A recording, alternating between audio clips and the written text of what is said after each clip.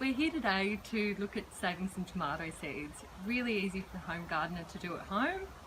It's really a matter of choosing the varieties that you love, that you've grown at home, opening them up, scooping out the flesh with all the seeds into it.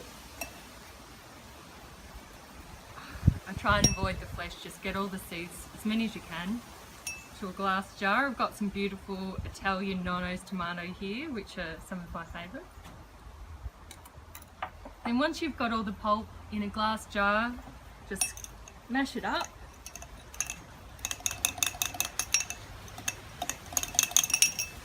And add a bit of water.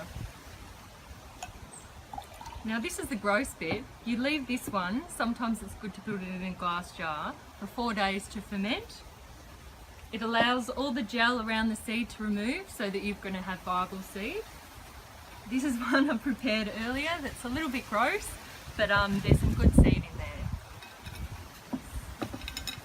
So now it's been fermenting, it's really simple just to remove some of the yucky pulp.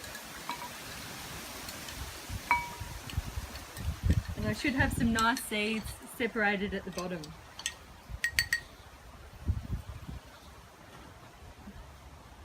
I've just used a bit of a kitchen strainer and I can already see some of my seeds forming there. And I'm just going to move the spoon around to get rid of some of that flesh. Nice and gentle, we don't want to harm the seeds in any way.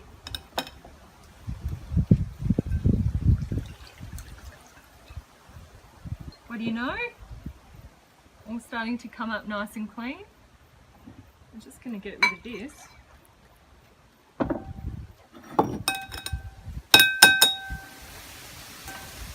And you can usually just tap it into a kitchen towel